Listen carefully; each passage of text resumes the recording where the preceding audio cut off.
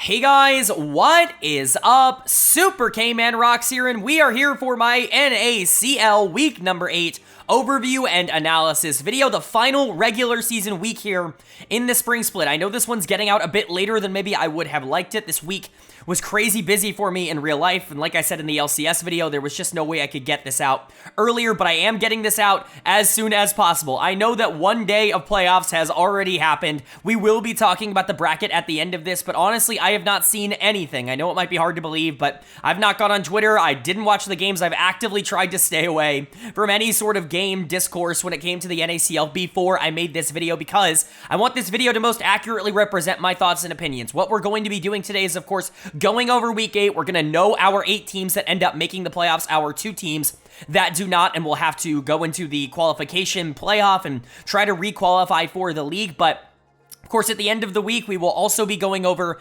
everything. I will be giving my, MVP and rookie of the split, at least, a little bit informally, and then we will also be talking about the playoff bracket, and I'll give my opinions on the first round matchups. I don't think I'm going to be breaking any ground when I talk about them, but I certainly do have thoughts and opinions, so I hope you guys are excited. I know I am. If you are, let me know down in the comments section below. Of course, if you want to know my thoughts on everything that's been going on in the NACL so far this year, you can check out the playlist up in the iCard. That's every single week, recapped in a video just like this. So if you want a comprehensive overview of the split so far, that's the place for it. But today, it's time to jump into the analysis of week 8 first and foremost. Of course, if you're new here, what we're going to do is go series by series, talking about the advantages and the disadvantages that each team was able to generate. I'll be giving a player of the series and a dud of the series for each individual series. At the end of the week, I'll be giving a player of the week and a dud of the week to kind of tie everything into a nice, neat little bow. And of course, we will also be updating my power rankings and of course, talking about how that applies to the playoffs in particular. So without further ado, let's jump into day number 1. Of course, 3 days of action, 6 series in total to cover as per usual. And starting with day number 1, we have a matchup between Maryville University and Cincinnati Fear that Maryville is going to be able to take 2-1. Not a huge upset here. It's good to see Fear actually fight back and put up a little bit of resistance in a series like this, because they've looked relatively good against top teams, if not just a little bit inconsistent. But this is the final showing for both of these teams in the regular season. We're going to talk about, this series and, of course, how it affects kind of their playoff mindset and chances, because both of them are going to be in the playoffs. When you got to 4 wins, that locked you in. There's no way Fear can miss it. So even with this loss, they don't have to worry too much. But for Maryville, obviously, they've been locked in for a little while now. They're going to finish the split at 8-1. Very, very good split for Maryville. I mean, they've overexceeded every expectation that anyone could have had. I had them very high in my preseason power rankings comparatively to a lot of other analysts. It was pretty, common, I think, to see them around number 8, around number 9. I had them at number 5, but even I was low on them in that respect. I know, we didn't know the lineup. We didn't know UG was going to be playing. We didn't know Spyrex was going to be in the mid lane. We thought he was going to be in the top lane, etc. Like, there were some things that definitely turned out, to be a little bit more impactful in their favor, but the roster that they put together is genuinely one of the best in the NACL with multiple LCS level prospects, and everything's really come together. Player of the series for me in this one is going to be Yuji. Thought he was terrific, specifically, of course, on that Viego in game number 1. That's the game that I'm not going to say he's entirely getting this for, but that was really the takeover performance of the series, in my opinion, the best individual game. You can credit everybody in game 3. Game 3 was very Maryville favored. Spyrex was amazing on the Ari, and Niles was very good on the Aatrox. Jerry and Zyko were generally just very good this series, but I think this all just goes back to Maryville being so solid. Like, UG is one of the players we've talked about the least, and I don't think he's been as impactful as maybe he was last year for FlyQuest, but he's still one of the better junglers in the NACL, somebody that I think should be getting very real LCS looks. And even when you throw him onto a collegiate team that, yes, has a lot of talent, but has players that haven't necessarily succeeded at this level, like Zyko, like Jerry, like Niles, that haven't had as much success, you throw him and Spyrex in here, and their fortunes completely change. Like, the process that he goes about in the early game, it's just so difficult to deal with. He is so clinical, and he's such a great team fighter as well. If you give him something with resets, he's going to be able to take advantage of that and take over the game, and that's what he did here. So credit to UG. Spyrex has continued to be great. I think the bot lane has received a lot of the attention, but to me, Spyrex is the best player on Maryville, and again, he's been LCS ready for a while, basically for a year and a half at this point. Even though there was a little bit of a dip in quality in spring of last year, he rebounded so well in the summer split for FlyQuest FlyQuest, and, you know, he's really just kind of been on that upward trajectory. I think that has only been bolstered by his performance so far. In 2024, this is somebody that I wouldn't expect to be at this level for a long time, again, unless he just gets stuck in the pipeline. There are so many mid laners that kind of deserve that LCS spot that I understand that Spyrex isn't always going to have an option like that, but this is somebody who is very clearly LCS quality, in my opinion, and he continues to prove that. And the big, you know, overperformers, the big breakout stars of the split, in my opinion, are Jerry and Zyko, both of them. I think Jerry's getting a lot more of the credit, and I think Jerry has been better over the course of this split in terms of game-breaking games and moments and things like that, but I do think Zyko was always a player that was really interesting to me as a prospect, and he's really kind of come to fruition in terms of what he's been able to put out on the Rift this split, and I think, honestly, this bot lane was a big part of why they won this series as well, and Jerry's an MVP candidate. So is Spyrex. This team is just really good. When you're 8-1, you don't get there by accident, and Maryville certainly did not. And then for Fear on the other side, you know, they're an okay team, a good team even. I wish they were a bit more consistent, but again, this is another team that I think has so far overperformed my expectations. They're unfortunately going to sit at below 500 at the end of the regular season going into playoffs, but I thought they would be worse than this. I think I had them at number 8 in my preseason power rankings. They're going to be somewhere around number 5 in the rankings, and you know, maybe even number 4. Like, that's realistic for them in terms of the end standings. Even at 4 and 5 is possible. And so for Fear, you've just kind of got to be like, okay, well, we lost to one of the best teams in the league. We can't let our heads drop because of it. You did kind of get a little outplayed in this, but there were positives. I thought Toasty continued to look really good, and he's looked super good all split long. He's been the best player on Fear. And then Philip, I thought, had a good series. Now that Renekton's back in meta, he favors that champion so much. It's very funny because, you know, we know Philip favors it from his time on FlyQuest and obviously from last year as well. But they always save it for game 3. I don't know if that's intentional or if that's just the way they end up going about things. It's just very funny. I do have some concerns. I think the consistency of Chad is starting to come back into question. Not that he's a bad player, but just that, you know, the problems that he ran into on Immortals of having good games and having bad games are starting to appear again. It's not as good from a game-to-game basis. Still some very good moments in this series, but that game 3 on Volibear was not particularly good.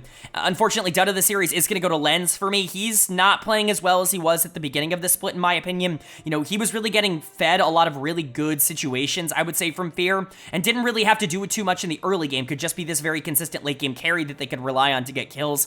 In this, you know, the past few series, I'll say, he's just been a little bit less than that. His laning has not necessarily been that great. The Smolder, the Varus, just not great games coming in from him. I know he can be better. I'm not going to freak out about it, but there is reason to be a little bit concerned about Fear being able to compete with the upper echelon of teams, but we've seen what they can do. They took a game off of Maryville here. They fought FlyQuest really hard when they faced them. They beat Supernova. Like, there is a lot of good to like about Fear. That, you know, they can go out and win a game against anybody. The question isn't, can they win? It's, are they going to win on any given day because of the volatility of the team? And then for Maryville, again, this is one of the best teams in the league. Their goal is the championship. That's got to be the expectation. I think at the very minimum, people are going to expect this team to make finals, to make top 2. They're on their way to doing that, but, you know, it's going to have to take a continuous effort. I think this team absolutely can get there, and so far, all that they've proven, at least in my eyes, is that they are worthy of being in that conversation.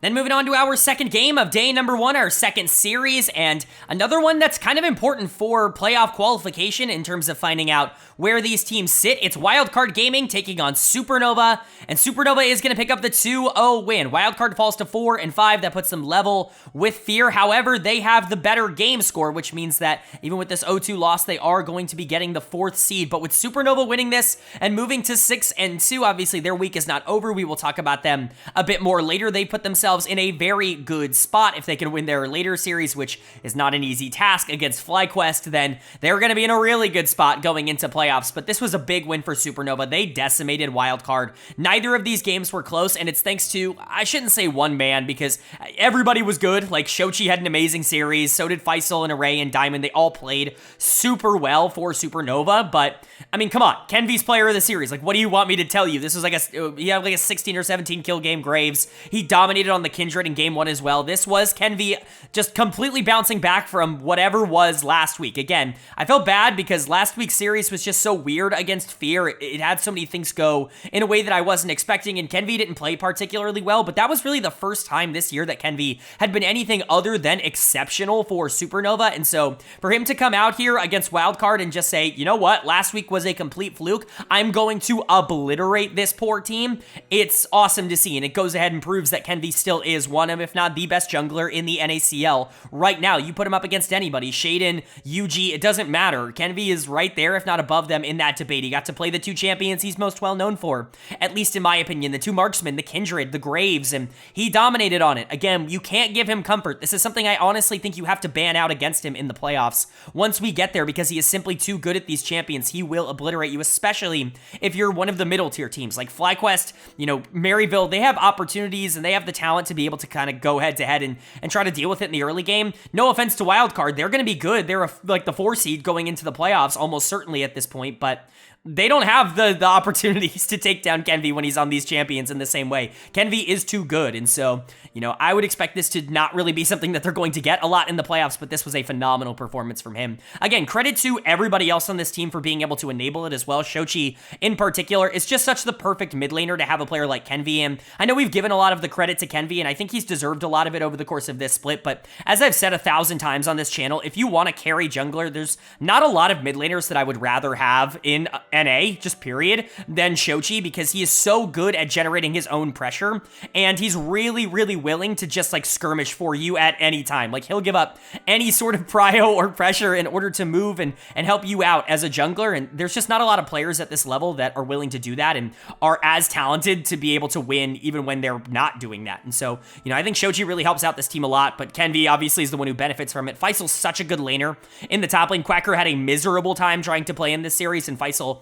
really was a big reason for that. He is somebody who, I feel like the hype has calmed down a bit, if only because his name's not being said as much, but he is still just as much of a top-tier, top-lane prospect as he was last year on Fear, in my opinion. He's still been very good. Array and Diamond were significantly better in this series. I think Array has struggled a bit more down the stretch. I think AD carries in general have struggled a bit more in the new meta, but Array I thought looked very good in this series, and Aaron has actually been one of the AD carries that I think has really stepped up as of late, and so it's nice to see Supernova just kind of win across the board, even if bot lane was not the problem for Wildcard. So generally, great series from Supernova, and not a great series from Wildcard. Top side of the map just got brutalized in this one, and that's not really what you want to see going into the playoffs. It is against one of the top 3 teams that I think everybody can consider just kind of better than everybody else right now, but you still maybe wanted to see something a bit closer. Dud of the series could go to either Quacker or Winnie. I think both of them really just were not particularly in this one. I'm going to give it to Quacker. He didn't really do anything. The Udyr game, he got obliterated. He was a little better on Gwen in game 2, but still not particularly useful. I do think Winnie was worse in that second game, allowed Kenvi to get entirely out of control,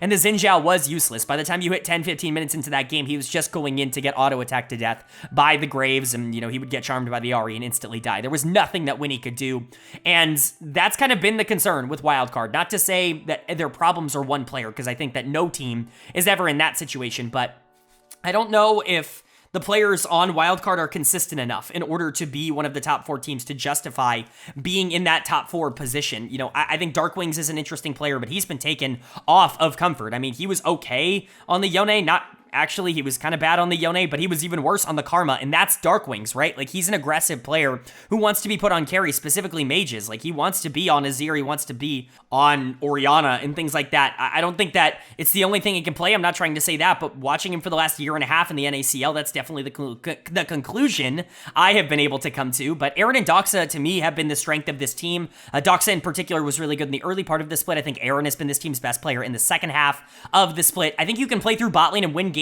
and Quacker's very talented. You just need to kind of rein him in a bit. Again, he's also a player who I think has struggled more in the second half than he did in the first half, but their schedule has gotten harder, and I think as this team loses some confidence, I don't really know where they stand. Again, they've been number 7 in my power rankings for a lot of weeks now, kind of in that bottom 4 cluster. I think that they've really not taken that leap that we were all kind of hoping they would take, so even though this team is overperforming expectations, they're going to end below 500, but they're still going to get a top 4 seed just because of how the NACL has worked out. That doesn't mean this team is bad by any means. I think that they could do something in the playoffs, but it's all going to be about matchups. And then for Supernova, this is one of the more dangerous teams in the entire league. Again, I know we say it, and then they go up against, Maryville, and they can't really do much, and they lose to Fear or whatever, but I don't want to play this team, ever, even if I'm FlyQuest, even if I'm Maryville, even if I'm one of the best teams. I don't want to run into Supernova in the playoffs, because on paper, they're ridiculously talented, and in practice, they have a great playstyle and a really clean strategy that knows how to get the best out of their most talented carries, and I don't want to deal with that. The best teams aren't going to be able to deal with this easily. Obviously, they still have a bit to prove down the stretch of this week. They're going to have their biggest test up ahead later on, but at least for now, they've passed every other test with flying colors. Then moving on now to day number 2, our middle day, and we kicked off our middle day with a matchup for a playoff spot. This will make or break a team split. It doesn't guarantee it, but they need to win here to survive. It's Team Liquid Challengers taking on LiT Esports. And Team Liquid Challengers is going to pick up the win, and that means that LiT Esports at 2-7 has officially dropped into the bottom 2. Them and Mirage Alliance will not be making the playoffs. They will both be entered into the requalification tournament alongside some of the best teams from the open qualifiers, but it's unfortunate that the two teams that ended up winning that tournament last year that got into the league this year end up having to go right back down. That it's the status quo. It's the same as normal. It's a little bit disappointing to see that, but, LiT, I think, gave a good effort in the league, and I really don't think they can look back on this split all that disappointed, considering they kept every single player from that open qualifier, unlike their contemporaries in Mirage Alliance. But for Team Liquid, this is obviously a really nice win. It gets you to 4-5, the same record as the other teams that we've talked about. They have a worse game score than those two teams, unfortunately, which means that they will, at the very best, be like the 6th seed going into the playoffs, which I think is a little disappointing for Team Liquid, but still getting in there is important, and you didn't really want to lose this and go 3-6 in the regular season. That would have started creating some tiebreaker scenarios that you did not want to be a part of, specifically because of LiT winning this series. So good on them for taking it. Player of the series for me was really up for debate. You could give it to either solo laner. Obviously, both of them absolutely crushed that second game. The Rumble, the Tristana, the combination of those two was unstoppable in that second game for Team Liquid. I'm going to give it to Jenkins because it really did feel more like a Rumble takeover game to me than a Tristana takeover game, but I think you could also make the case in that same vein that Roamer was better in game 1 on the Talia, that he was the best player in that game and was close to the best player in game 2. Whatever you want to end up saying about this, I think that both of them ended up playing really well. We'll talk about Jenkins first. I've been a little bit lower on Jenkins over the course of this split. I think he's been fine, but I really don't think he's been a game breaker. I certainly don't think he's been as good as some other analysts would lead you to believe. I think a lot of it is name value when it comes to Jenkins, but I wasn't super impressed with him the last time he was on CLG before the end of last year, or before summer split of last year, I should say. And then, honestly, he's just kind of been okay for Team Liquid. He's been good in lane, not necessarily great, but solid enough, and hasn't really had a lot of opportunities to take over in team fights, but he gets a champion that he's very comfortable on. He's got kind of that Odo Omne champion pool, if you will. He's really good at the Rumble. He's really good at the Kennen. Those more AP-oriented, aggressive top laners that want a team fight, that have these big team fighting ults. That's Jenkins' comfort zone. It's always been Jenkins' comfort zone going back many years, like to the Golden Guardian days. But he is, he's fine. He's solid, and this was a really good series. Probably best case scenario and the best series to me that he's probably had so far in the NACL this split. But like I said, Roamer was also very good. He just has these flashes. It's very interesting to watch because he was very consistent in Challengers League, and so to see him come over here to NA, and he has games where he just dominates, like game 2 here on the Trist was super good, and he's going into Messages, who I do not think has been a huge problem for LiT at all. He's been a pretty solid player, and he just kind of obliterates him in this series, but you'll also have series where he goes up against FlyQuest and just absolutely shits the bed, right? Or goes up against Maryville and isn't quite as good. It's the inconsistency, especially against better teams, that has really concerned me when it comes to whether or not Roamer can kind of break through as an elite player, but he's fine. Spawn and Kimdown were really good in this series. That's probably the most encouraging thing I can say, because I really have not loved how those two have played as a unit. I think they're individually good, but it's not necessarily worked as a duo, and Keel has continued to be fine. Certainly not the player that he was last year for Wildcard, but he fits into the system well. They're only playing him in meta games, and that's unfortunate. I want to see the Nunu, I want to see the Karthus. Let Keel be Keel, but, it is what it is. I understand that he's got to fit with Roamer and Jenkins and Spawn and this team. So, for now, Team Liquid looks fine. I think they're going to outperform their seed in the playoffs. I think they're going to be fine. They're going to be one of the more difficult teams to face, and you're definitely not going to want to run into them in round number 1, but because they faltered a bit, they're probably going to get one of those bottom 3-ish seeds, and that's kind of not good considering how the NACL is broken down. But for LiT, on the other side, unfortunate that this is the last series that they're going to play in the NACL this split. They have a chance to requalify. This isn't the end of their run in Tier 2 no matter what, but it's unfortunate to see it end up this way. Dragoon is going to get my dud of the series. Top lane was just a bit of a problem for LiT in this series, and unfortunately, it just was a little too much for them to be able to overcome, but I think there were some positives to take away from this split just in general. Messages I thought for most of this split was really good. I think he got a little bit more inconsistent down the stretches. I think a lot of players kind of have in the NACL and on this patch in general, but Messages was really solid. Somebody that I would really like to see at this level again, hopefully either next split or soon. I think Rock Boom got better as the split went on, which is kind of the opposite of what's happened to a lot of AD carries, if you will, on this patch and in this meta. I think a lot of ADCs have really been taken out of this carry-oriented role. Rockboom's still playing a very aggressive style. That's made him look relatively good, but I think there are, players that probably could use a bit more time at the tier 3 level, most notably Kisno for me. I like Kisno a lot, and I think he's a really interesting prospect. He has really big flashes and moments of looking really good, but he plays like somebody who's only been playing competitive for a year. I've said it a lot on this channel. It just hasn't found his footing. He hasn't found the consistency. I think because he's been so light on experience playing in a competitive professional league, maybe getting more time in the amateur circuit and the open qualifiers could actually do him some good. Either that, or just maybe get him on a team with better laners and get him into a situation where he can actually take advantage of winning lanes, whereas this team just was a little bit outmatched in terms of the mechanics. But overall, I think LiT was interesting. They were fun to watch this split. They were better than I thought they would be. I had them at number 10 in my preseason power rankings. They're going to end at number 9, which is still fine. I mean, obviously, you're not going to love that, but you're going to live with that, right? Like, you came into the league, you put up a fight against a couple of teams, you just weren't able to get it done. The losing streak at the end of the split is definitely going to hurt a bit more, but the hardest games were at the end. You got all your easiest games at the beginning of the split, and so it is what it is, but unfortunately, this is the end for LiT. And then for TL, again, very nice win. Jenkins and Roamer in particular. Hopefully the bot lane can keep this up. Obviously, you'd love to be optimistic about this team and what they can accomplish, but right now you do have to be a bit concerned again because it looks like they're not going to be getting a top 5 seed, which would keep them out of a matchup with any of the top 3. It looks like they're going to have to take on one of the better teams in the league. In round number 1, it's just going to be up to the rest of this week to kind of determine who that is. Then moving on to our second series of day number 2, and this is the series of the week. I think for almost everybody, when top 3 teams go head-to-head, it's always noteworthy. Supernova taking on FlyQuest Challengers, and Supernova picks up a huge victory. They are the first team so far this split to take down FlyQuest, and you gotta give them all the credit in the world. They played amazing in this series. They won 2-1 after going down in game number 1. That's resilience. In games 2 and 3, they were bangers. They were fun, relatively close games where FlyQuest absolutely had the opportunity to end up winning it, but Supernova was better in this one. They're gonna be heading into playoffs at 7-2. This is optimal. You can't ask for more positive vibes, for more confidence, more momentum going into the playoffs than beating the number 1 team in the league, giving them their first loss of the split. Potentially their only. We'll see what happens later on in the week for FlyQuest, but credit to Supernova. This was a massive, massive series for them. Player of the series is once again going to go to Kenvi. He is fully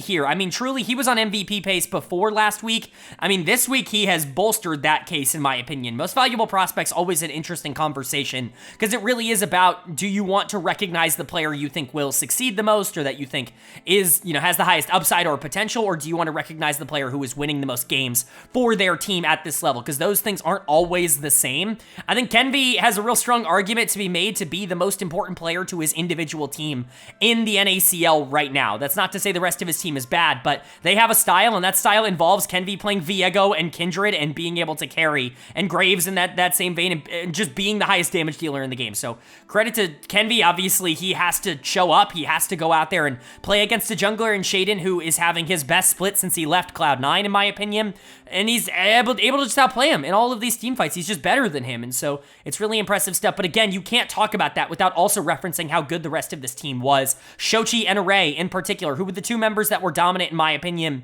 in the previous series as well. Array really feels like he has gotten back on track. It was a rough week. I mean, I know that's crazy. One series where I was like, oh, like, I didn't want to freak out, but I'm really glad to see him continue to, get back on track and be one of the more stable AD carries once again. And Shochi's just an absolute game breaker. Sometimes he's a little far forward. He can die in situations that maybe aren't optimal for the team, but he creates so much for everyone on the team, specifically Kenvi, that you have to, it's so worth it. Like, it is absolutely so worth it every time. Diamond was good. He's been one of the better supports in the NACL. Faisal's obviously great. Supernova's a terrifying team to end up having to face, and they just showed that here. For Fly, you came so close. You came so close to getting that perfect split. You're at 7-1, unfortunately, before your final series, but hopefully this is a learning experience for them. You want to be able to know how to handle adversity once you get into a playoff series. What happens if you run into Supernova or Maryville or something like that early on in the playoffs and you end up dropping down into the lower bracket? Are you going to be able to adapt to that? It's nice to be able to get the loss out of the way here so that you can see how you're going to bounce back in the next series. But, this was a good series from them still. I know it doesn't feel like it because they lost, but they still played incredibly hard, and they did not go down without a fight. Unfortunately, dud of the series is going to go to Shaden in the jungle. He just didn't didn't play particularly well in this one. He still was active and was creating positive opportunities for Fly. It wasn't a completely bad series for him, but I think especially when you take a look down the stretch of these games, he is the one player that I think needed to be better, most specifically on that Viego in Game 3. I think it just wasn't good enough. It really kind of got the game out of control, and the Kindred getting really strong was what kind of ended it in favor of Supernova. So, it is what it is for Shaden, but I think some of the other players on this team were still very positive. Sajed, I thought, had a relatively good series. Maybe wasn't perfect. He did capitalize on a lot of the things that the team was able to create for him, but he's just kind of been that great in-structure AD carry that you want to ask for on a team of a talented topside like this. Surdy is, in my opinion, the most mechanically talented player in the NACL. The one player that I think is the most absurd that he's still in the NACL. I think this guy is like super LCS ready. I think he could be a top 2, top 3 top laner in the LCS like right now. I know he's a little bit aggressive and maybe it bites him when he starts to play, more consistently great top laners in every single game, but this dude is ridiculous. Like, I don't know how he's still in tier 2. Maybe he wasn't perfect in the series, but he was pretty darn good still. And then you have Chime, who I thought this was one of his weaker performances of the split. I've been pretty happy with what Chime has done. I had him as the highest rated player going into the year. I thought he was the best player in the NACL going into the year. Hasn't been that, but it's not like he's super far off. He's still one of the best supports, and he's still been a very active presence on this team. I think it's more of a positive to the rest of the league. I think a lot of players have really impressed me. It's not really like some of the other regions. I was just talking about LCS earlier on this channel, and the video that came out earlier today, and I was like grilling the LCS, essentially talking about how there's just not enough players that I feel comfortable giving all pro votes. It's almost the opposite here in the NACL, where there are so many players that I think have stepped up and been positives for their team. But again, unfortunately, FlyQuest not going to be undefeated thanks to Supernova. They end their season on the highest of notes. Hopefully they can carry this momentum into playoffs. They're going to be the 3 seed. They're locked into that. And you just have to hope they're going to be able to make the most of it. Obviously, they don't know who the 2 seed on their side of the early bracket is going to be, but this is truly a team that can win the NACL right now. They're talented enough to do so. They have a clear play style. If this isn't an indicator, I don't know what is. This team is ridiculously talented. It is a big 3 and not a big 2. And now moving on to our third and final day of action here in week number 8, and we get our final glimpses of some of these teams and the last chance for them to put themselves in the best possible position seeding-wise heading into the playoffs, and that really matters for these two teams. Disguised taking on AOE Esports, and DSG picks up a strong 2-1 win. They end off the season in a very positive manner. They've been on a bit of a win streak as of late. They got all their hard series out of the way at the beginning of the year, and they've kind of just been in a much better spot. I think they played LiT, AOE, and Mirage all back to back to back to end the split, which is really good. The bottom 3 teams being able to just kind of run through them, I think is good. Obviously, losing that game 2 to AOE isn't ideal, but AOE is also not a horrible team. Like, they are definitely competent as a unit. They just have some pretty major flaws that have been holding them back, I would say, for a little bit of time now. But for DSG, you got to get excited about these solo lanes. I think that's really where a lot of the positives are kind of coming from right now. I think Tenacity has been incredible, truly, to me, one of the most valuable players in the entire league. I know it doesn't necessarily feel like that because this team was really bad for a while, and Tenacity honestly was underperforming at the start of this split, but I think his second half, ever since he's actually been going up against, teams and players that he can just fully take advantage of and translate those leads, he's been great.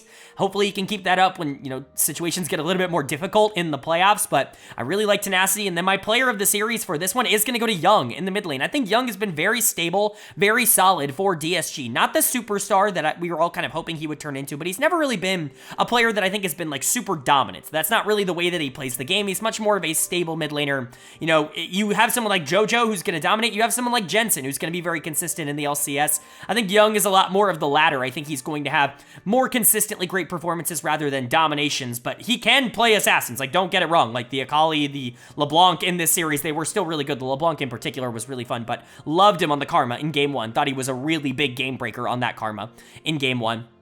Credit to Perry. I think his mental was obviously starting to drown out a bit in the middle of the split, or at least that's what it looked like from an outsider's perspective. I think getting this good run of form and this good run of games, I think, has really helped him. Still is very aggressive, is continuing to go for a lot of these like 50-50 plays that he was going for more often last year. Shochi's the kind of mid laner that can really enable that. I don't know if Young is the type of mid laner that enables it as much, but when he's more talented than the opponent, it's going to work out like it did here. And then Manui and Poom were fine. I still think that they can be be better. Like, I think you can grow into a situation where Manui can be one of the better AD carries in the league, and it just hasn't necessarily happened. That growth trajectory from last year didn't carry over yet. He's kind of just been as good as he was last year, which is obviously not really what you want from him, but Poom I still think could also unlock something. Overall, I like this team. I don't love this team. I've kept them in my top 6 all year, even when they were at their absolute worst in the bottom 2. I never really thought this team was going to be bottom 2 worthy. This is about where I ended up expecting them to land. They're going to be the 7 seed going into the playoffs, locked in after this series, and that's fine. Like, as long as you've got a chance, as long as you're in there, you can do something with that. I just probably think it's going to have to be in the lower bracket unless something miraculous happens in round 1. And then for AOE, you know, you're going to make the playoffs. You're going to be the 8 seed, and that's good. At least you made it into the playoffs. You don't have to worry about the promotion tournament. You don't have to worry about requalifying here for the NACL, but I do think it is clear that they are, in my opinion, the weakest team in the playoffs. Them and Wildcard, I think, are going to struggle the most in terms of actually being able to take down top-tier teams, and I think, unfortunately, they just don't have, like, top-tier talent in the same way that other teams do. I love Wixie and Breezy, and I think they're easily the best part of this team in the bot lane, and, you know, there's positives to like about the other players. They're just not consistent enough. Onat's going to get dud of the game here, or dud of the series, I should say. I love Onat. I'm a part of the O Nation. I've talked about it all split long on this channel, but this was probably his worst series in a little while. Young definitely was able to take advantage of him, and I just don't think he was all that proactive in games 1 and 3. Now, obviously, game 2 is a different story, but everybody on AOE looked good in game 2. You have to take the losses into account when you're talking about the dud of the series. I think if there are positives, Rosethorn has been better than he's been in about a year and a half in the last 3 series. Even without AOE winning every single one of them, I think his consistency has started to rise back up. There are things to start to like again about Rosethorn, like there were when he first entered Academy, when I really was liking him in CLG's system. You know, I think he had started to get away from that on Golden Guardians, and it really wasn't a great start to the year for him on AOE. I think it starts to feel like he is rebounding and playing well again. Zamudo is obviously always going to be a bit hit or miss, a bit feast or famine. He's been a bit more famine across this split, at least in my opinion. I don't super trust him in terms of the playoffs. I think he is somebody who, if you invest a lot of resources into him as an opponent, you can take him out of the game relatively easily because he's not very... I guess patient might be the word I'm looking for. He doesn't, you know, worry about ganks. If he gets ganked, he's going to die. Almost certainly. We've seen some prospects at the NA level kind of do that in the top lane, but Zamudo is definitely going to be looking for fights in a lot of different scenarios, and it's not necessarily worked out for AoE. But again, I like this bot lane. Wixie and Breezy have actually been really good. Wixie in particular, I think, has had a really good split. I just don't think it's going to be enough. AoE has quite a few flaws, and it really makes me wonder if they're going to be competitive in a playoff series. But for DSG, that potential is still open for them. They were the #1 team in my preseason power rankings for a reason. I still think that they have the potential to be one of the scarier teams to face in the entire league, but they need to get a little bit more consistent. Even with the win here, you would have liked to see them do it in better fashion. This just feels like a middle of the pack team, and hopefully they can become more than that. And that's going to bring us to our final series of the week here, our 6th series, and it's a battle between #1 and #10 in my power rankings to close out the year. It's Mirage Alliance taking on FlyQuest Challengers, and Fly does get the job done. They're going to move to 8-1, and because of the 2-0, they are going to be the #1 seed going into playoffs. If they had dropped a game to Mirage, they would be going in as the #2 seed, but because they were able to 2-0 here, they are going to be grabbing that first seed, and this was the best team in the regular season here in 2024. There really isn't a lot of debate from that in my mind. FlyQuest, even with the loss to Supernova earlier this week, I think has shown their dominance over the course of this split. They beat Maryville. They've beaten everybody with the exception, obviously, of Supernova, and I think to me that shows that this is a very well-rounded team. We could have predicted that going into the year, but I think they've even overdone those predictions. So very excited to talk about them for Mirage. Unfortunately, it's the opposite, unfortunately, because this team, I think, actually had some interesting hype coming into them at the beginning of the year. I think I had them at #6 in my preseason power rankings, somewhere around there, and they've just not been anywhere close to what I think a lot of people could have expected them to be. This team has not clicked on any level. A lot of the changes they made going into the year did not end up working out. Bringing in veterans has not worked out, and they're going to end at 1-8, 10th place, last place in the NACL. Again, they're going to have to requalify in order to get back into the NACL. Right now, with the form they're in, I would be surprised if they were able to get that done, but we're going to talk about them as we continue to go along. It's time to talk about FlyQuest and what they did right in this series, which was a bit of everything, but player of the series, come on. It's Surdy in the top lane. That Darius came in game 1. Utter annihilation coming in from him. I'm going to spoil it a bit here. I'm going to talk about this a bit at the end of the video, but he is my pick for most valuable prospect. I think FlyQuest was the best team in the league, and I think Surdy was the best player on that team, and I don't know why he's still here. I genuinely can't give you a reasonable explanation as to why he is still in the NACL. To me, it has become so apparent that he is better than everybody else at this level. I'm not going to sit here and try and preach to you that he is some Jojo Pune level prospect.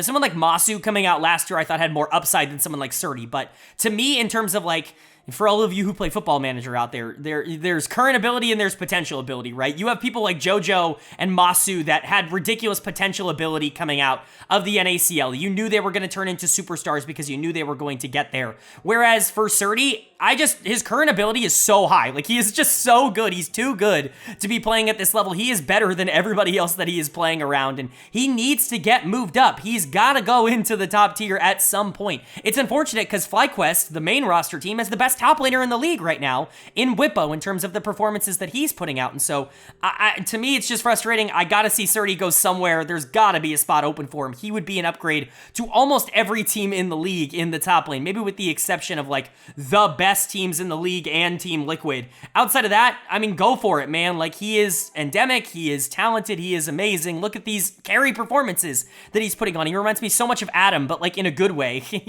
Obviously, there's a lot of baggage surrounding Adam. There's no baggage surrounding Surdy. This guy is just ridiculously good. Obviously, we can talk about the rest of the team. Chime was much better in this series. I thought he was actually a little up and down against Supernova. Don't really love him picking Thresh in that game number 2, but Nautilus, Nami, this felt a lot more comfortable for him. I thought he was really active, very solid. Shaden had a much better series here, getting to play some carries, and actually being able to just go out and be better than the jungler he's going into, unlike Kenvi in the previous series. Quad has been solid, and man, mid lane was a disaster for Mirage in this one, and Sajet has continued to be very good, but I'm telling you, man, Surdy is just that dude. There's nothing else I can say. That he is so ridiculously good. And then for Mirage on the other side, unfortunately, dud of the series is very obvious in this one. It's going to go to RJS. I actually think RJS has been fine throughout most of this year. He hasn't been the biggest problem on this team. I don't think he's been great. Like, I don't think he's generating his own leads for the rest of the team. He's just kind of been good in his own isolated 1v1 matchups, which you can live with. Kind of similar to Messages in that regard, where I think he's doing fine individually, but maybe isn't actually creating that much. But golly, he was not good in this one, just constantly taken advantage of on the Jace, on the Silas. Everything that he did, he was caught out for. Like, it just... Some games just go bad. Sometimes you have 2 back-to-back games that are impossible to win for you just mentally, and that's what it was here. Obviously, insert copy pasta about Jojo Pune or whoever that copy pasta was about, because this was ridiculous. You can say it was Quad, but it was RJS. Like, this was just not a good series. Sometimes you have these, but it was not good. The rest of this team is still not particularly strong. Ironically enough, Prismal and Dardoch were fine in this series. They have been a pretty major problem for Mirage over the course of this split. I was so high on this bot lane specifically because of Prismal going into the year, and he's been one of the worst AD carries in all of the NACL. Alorum is nothing. Like, there's nothing he's been the worst top laner in the NACL only because he's not doing anything. He's just slowly losing in lane. Maybe he doesn't lose as hard as like Zamudo or Dragoon do in their losses, but he doesn't win either. Like, I don't remember a game where he won this split in lane. It's just not been good. Will was, at the beginning of the year, trying a lot of things, generating advantages, but also giving over a lot because it felt like he was trying to do it all. At this point, it just feels like he's checked out. This is not a good Mirage team. I do not think this team is going to requalify for the NACL. Hopefully some of these players can rebound. Will, in particular, is a player, and even Prismal, right? They felt LCS inevitable, like, if that makes sense. Prismal and Will both felt like players that were going to get to the LCS no matter what, but this was not the split to remember. They're going to have to rebuild some of their stock after having such a bad split. But for FlyQuest, they're great. What else can I say? This is a very well-rounded team that does have superstars on it. Surdy is a superstar. Shaden is a superstar. Chime is a superstar. They're going to be almost impossible to take down, and you really do not want to run into them in the playoffs.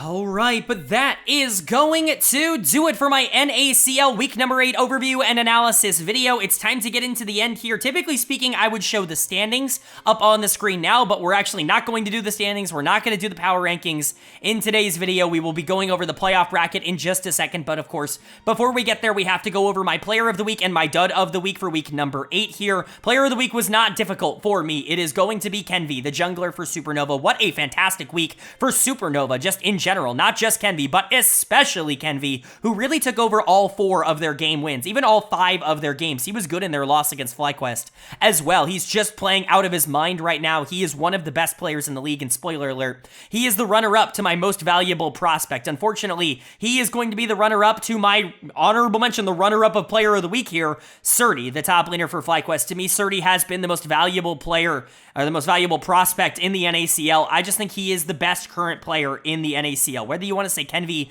has been more valuable to his team, or even someone like Scary Jerry could be in that conversation because of how well Maryville is playing. Spyrex could be in that conversation. Shaden could be in that conversation.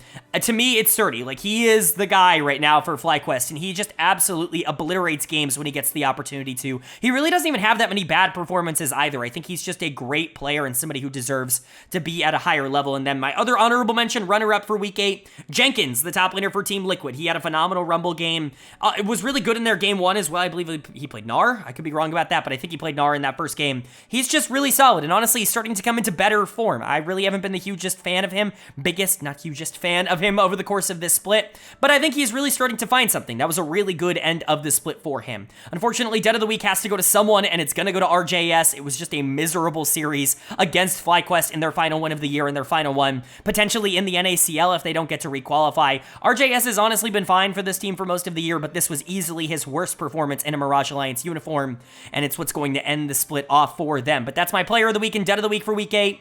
Let's move on to the playoff bracket. I'm not going to do a full playoff bracket prediction because I think that's just too much. There are so many games in the NACL with 8 teams making it, every team getting double round robin. It's just a lot of games for me to try and go over in a timely manner in this video, so I'm just going to give you guys my predictions for round number 1, what I think will happen in the first round. Obviously, 2 of these series have already happened. I have not seen them. I truly mean that. I know people are going to think I'm lying when I say that, because maybe I'm going to give a prediction that doesn't end up coming true, but or that does end up coming true, but I swear I haven't seen these. I don't know what happens, so we're gonna go for them now. Top series will start number 1 versus number 8. It's FlyQuest Challengers taking on AOE Esports. FlyQuest has to win this, right? Like, AOE is, in my opinion, the weakest team in the playoffs, and FlyQuest is the strongest team in the league. I would not expect this to be particularly difficult. I would expect this to be relatively easy for FlyQuest to win. Wildcard versus Fear is probably one of the more interesting round 1 matchups, not the most interesting. I think both of the series on the bottom bracket are more interesting, but I would expect Fear to be able to win this. I know Wildcard's kind of been on a better stretch as of late, but I think Cincinnati Fear is just the better team, and I would expect them to be able to win probably closer to like a close series, like I think it's a best of 3, so like a 2-1, probably closer to that than it is to like a blowout or anything like that, but I don't really believe that much in Wildcard right now. Maybe they can prove me wrong. I like the bot lane, but I think Fear should be better as a unit, and they should move on. Maryville taking on Disguise DSG. This is a matchup that I'm super excited about, because on paper, you know, I really don't know, you know, which team is more talented, but Maryville has definitely been better in the regular season, and you have to imagine they're going to get the job done in this series. I would absolutely have them as favorites. However, I think DSG will put up a fight. I think they're starting to figure something out, and honestly, if they win this series, I'm not going to be that surprised, because they are really talented. I just don't know if I can expect the entire team to hold up. There have been moments and players that have been relatively inconsistent, and DSG, or I should say Maryville, is the kind of team that's just going to take advantage of any inconsistencies because of how consistent they've been. So long as their bot lane is able to hold up, and topside, I guess, is able to hold up, where I think Tenacity could actually do some damage into Niles, then I think Maryville is going to be fine.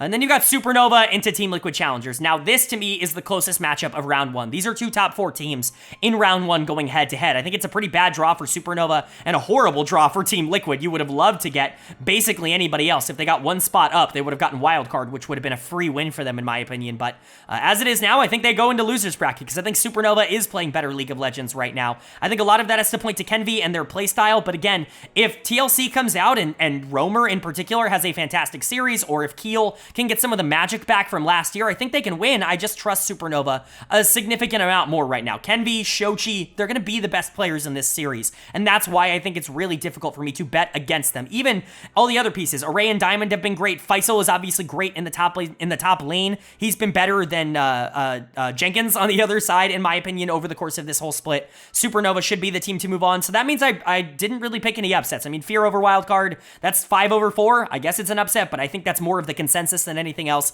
Let me know if you guys agree or disagree. Obviously, you'll know some of the outcomes of this in the comment section below. I'm gonna watch the games. They're done. Like, it's the morning of the next day. I'm gonna watch the games after this, but I would love to know you guys' thoughts on everything down in the comment section below. Of course, if you did enjoy the video, leave a like. It really does mean a lot to me. It lets me know you guys are enjoying the content, and it does help get this video out to a lot more people, which I'm always very appreciative of. If you're new here, hit the subscribe button. We don't only post about NACL content, obviously. We post about all 4 of the major regions as well. So with LCS playoffs going on in that same vein, go ahead and hit subscribe and hit that bell so you can be notified when those videos do go live. But of course, with all that being said, I hope you all are having a great day. I hope you continue to have a great day, and I will see you all later.